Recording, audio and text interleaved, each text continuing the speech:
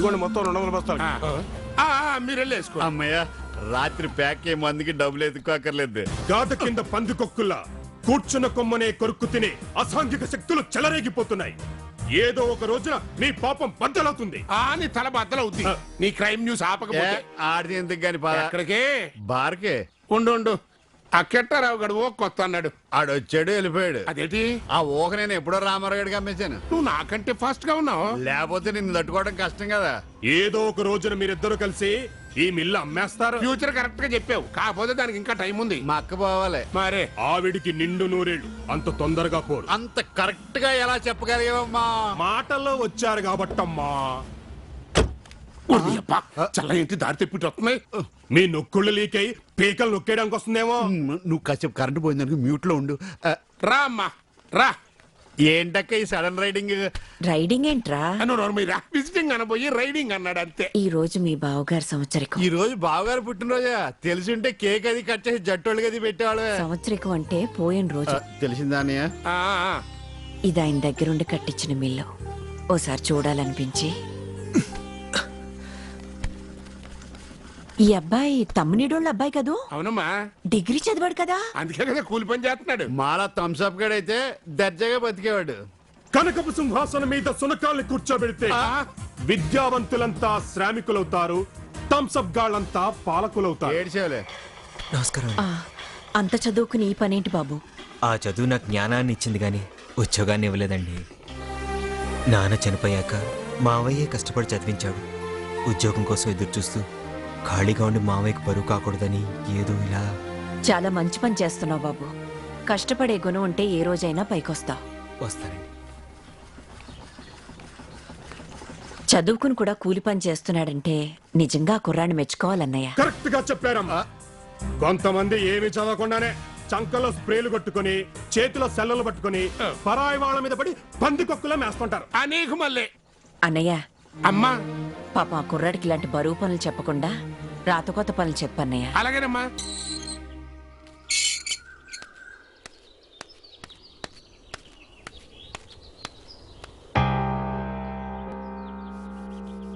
ఏవయ్యా, head master గారింటికి తాళం వేసిందేంటి? ఇంట్లో ఎవరూ లేనప్పుడు తాళం వేయకపోతే తలుపులు బార్లా తెరిచి పెడతారా? ఎక్కడికి వెళ్ళారు? హాస్పిటల్కి.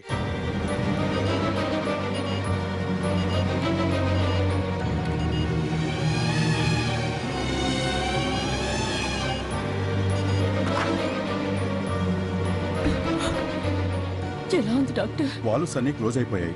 4-5 రోజుల్లో బైపాస్ చేయకపోతే ప్రాణానికి ప్రమాదం. ఎంత అవుతుంది డాక్టర్? 2 లక్షల వరకు అవుతుంది. మీరు అమౌంట్ అరేంజ్ చేస్తే వెంటనే ఆపరేషన్ చేస్తాం.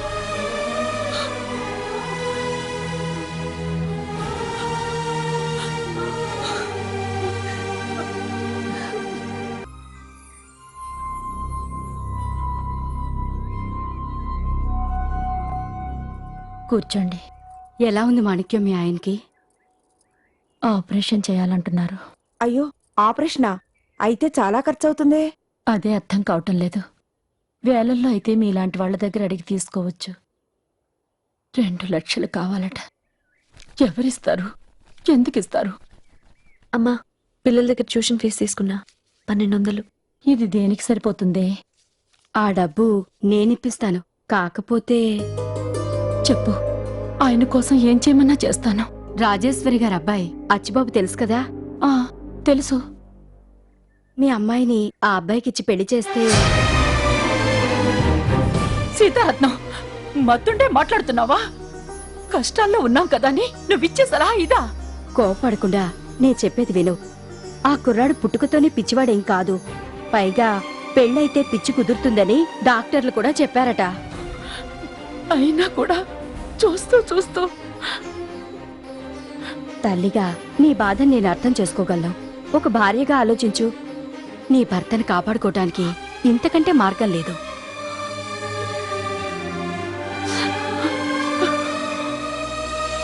ముందు వెనక ఏమీ లేని మీకు ఇప్పటికిప్పుడు అంత డబ్బు ఎవరిస్తారు?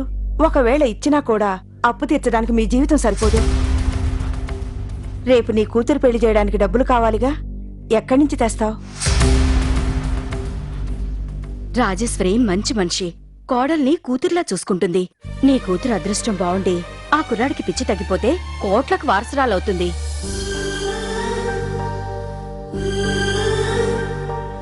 మీ ఆయన్ని బ్రతికించుకోవడానికి ఇంతకంటే మరో మార్గం లేదు. బాగా ఆలోచించుకో.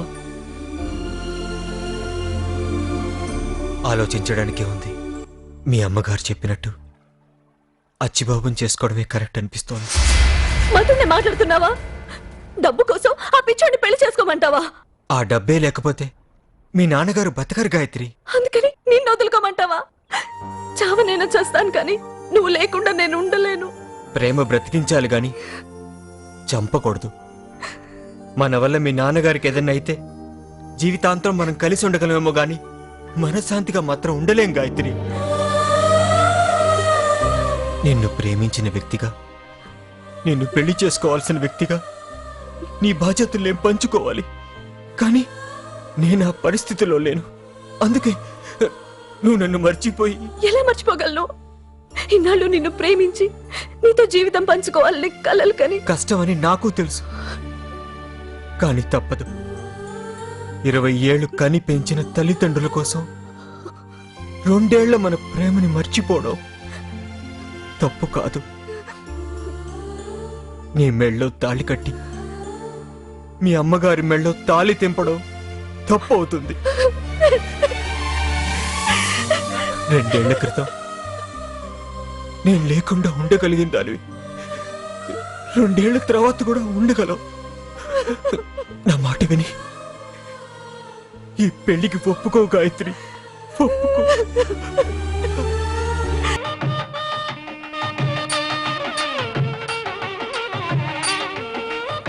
తప్పమ్మా, మొత్తం పెళ్లి కేసెట్ ఎంత నువ్వే ఉంటావా ఏంటి? చెప్తానుండు. నాన్న నాన్న నాన్న నన్ను టీవీ యాంకర్ ఎప్పుడు చేస్తావు?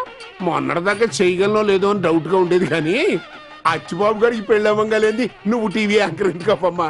డెఫినెట్ గా అయిపోతావు. త్వరలో చేసేస్తానమ్మా. సుబ్బు, నేను పెళ్లి డ్రెస్ ఎలా ఉన్నాను? బ్రహ్మాండంగా ఉన్నావు నా కళ్యాణ రాముడు. అయితే నేను రోజు పెళ్లి తీసుకుంటా, అప్పుడు రోజు ప్రమాదంగా ఉంటా. అయ్యి బాబోయ్, ఇంకా నయం పోటుకో పెళ్లి చేసుకుంటా లేదు. పదండి, అక్కడ మొత్తం టైం అయిపోతుంది. రండి రండి. డాయ్ 2 కూల్ డ్రింక్స్ ఇయ్యి. ఇదెక్కడి దారుణం! ఏంటి కాలు మీద కాలేసుకోవడం? ఓ పక్క మేనల్లుడు పెళ్లి జరుగుతుంటే పనులు చేయకుండా పెళ్లి పెద్దలా కూర్చుంటారా? ఆ పనులు చేశారు, ఎలా చదువుతున్నాం లేవా? ఏం పని? రాత్రంతా పేకాడారు. ఆవిడికి భయపడవుతున్నారు గానీ లేకపోతే మండపంలో కోడి పందాలు కూడా మోపు చేస్తారు మీరు. అది కాదు మండపం. బోరా ఊతాను, బోరేవా ఉదెత్తాను. ఓరు నా సన్నయ్యప్పన్నా, నీ పెళ్లికి నువ్వే సన్నయ్య ఉత్తావా? తప్పురా బాబు, రా ఒక్కసారి సుబ్బు, ఒక్కసారి ఉంటారు. కూర్చో ఇక్కడ. పంతులు కూడా కూర్చున్నాడేంటి? వీడు కూడా పెళ్లి చేసుకుంటాడా? ఆ లావిడ చంపేద్ది, ఆయన చేసుకోడు, నీకు చేస్తాడు. అయితే సరే. వీడికి తెలుగు రాదా? అయ్యి బాబోయ్, నాన్నమయ్యో, పంతులు గారికి తెలుగు రాకపోవడం ఏంటి? మరి అదేదో భాషలో మాట్లాడుతున్నాడు. అయ్యే మంత్రాలు మీరు కానివ్వండి. నాయన అక్షంతలు తీసుకో. బాబు, అవి నేను తినాల్సిన బియ్యం, నా పొట్ట కొట్టకు. అవును, నుదుట బాసికవేది? వాచిలా ఉందని చేతి కట్టుకున్నాను. ఇంకా నయం, తాయెత్తులా ఉందని మొలతాడు కట్టుకోలేదు. తీయండి. నేను తీయను. అచ్చిబాబు, పంతులు గారు చెప్పినట్టు చెయ్యి.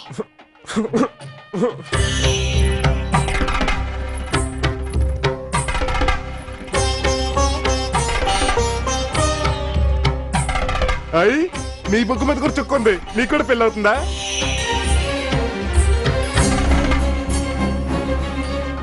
కాకి ముక్కుకి యాపిల్ పండు ఇదే. కన్నోళ్ళకి లేని దొరద మనకి ఎందుకు? కూతురు పెళ్లి గురించి చచ్చిన తల్లిదండ్రుల గురించి అన్నాం, కానీ వాళ్ళు బతకడం కోసం కూతురు జీవితాన్ని నాశనం చేసిన తల్లిదండ్రుల్ని ఇప్పుడే చూస్తున్నా. నువ్వు బాగున్నావు, నాకు నచ్చావు. నిజం. అదేమిటి బాబు, పెళ్లి కాకుండానే అమ్మాయిని అలా గిల్లేసావు? గిల్లి చెప్తే నిజం చెప్పినట్టు కదా సుబ్రహ్మణ్యం? కొరికి చెబితే అబద్ధం చెప్పినట్ట ఏమిటో. ఈ బెల్లం జీలకర్ర తీసుకో. చీ, ఇది బాగోదు. సన్నపప్పు బెల్లం అయితే బాగుంటుంది. ఇవి తింటానికి కాదు, అమ్మాయి నెత్తి మీద పెట్టాలి. నేనెందుకు పెట్టాలి? దాని చేతులు ఉన్నాయి కదా, దానే పెట్టుకోమను. అచ్చి బాబు, అవి తీసుకుని ఒకళ్ళ నెత్తి మీద ఒకళ్ళు పెట్టుకోవాలి.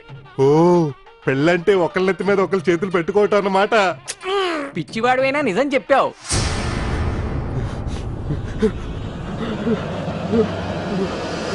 నువ్వే పిచ్చోడు. మీ నాన్న పిచ్చోడు, మీ అమ్మ పిచ్చోడు, మీ తాత పిచ్చోడు, మీ మామ పిచ్చోడు, మీ లేకపోతే చూడమ్మా నన్ను పిచ్చోడు అంటున్నాడు. లేదమ్మా, నువ్వు నా బంగారు కొండవి. బాబు బంగారు కొండ మాంగళ్య ధారణ కానివ్వు. అంటే ఏంటి? మెల్లో తాళి కట్టాలి. కట్టేస్తాను. ఓరి నీ మాంగళ్యానికి మరో ముడి ఈయన మెళ్ళో కాదు, ఆ అమ్మాయి మెళ్ళో 3 ముళ్ళే. మూడేం కర్మ, 30 ముళ్ళు వేసేస్తాను. అయ్యి బాబోయ్, 3 ముళ్ళు ఎత్తేనే 3 జన్మల బంధం అంటారు. నువ్వు 30-40 ముళ్ళు వేసావనుకో, పాప మావిడికి అన్ని జన్మలకి ఒకే 3 అంటే బోరు కొట్టేస్తాయి. 3 అయి చాలు. అయితే నువ్వు లెక్కెట్టు.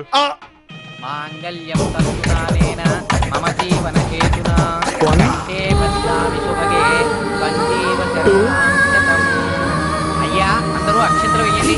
మాంగళ్య ధారణం. రాత్రి ఇంకా చాలు. తెలిసి తెలిసి బంగారం లాంటి పిల్లని పిచ్చోడికి ఇచ్చి జీవితం నాశనం చేశారు. ఆస్తుంటే పిచ్చోడికేంటి, కాసేపట్లో చచ్చేవాడికి కూడా పెళ్ళవుతుంది. మరే అయ్యో ఏమైందండి? నేను బతకడం కోసం దాని బతుకుని బలి చేసే మాణిక్యం. ఈ పెళ్లి ఇలా చూడటం కోసం నేను బతుకుంది, అంతకంటే చచ్చిపోయిన బాగుంది.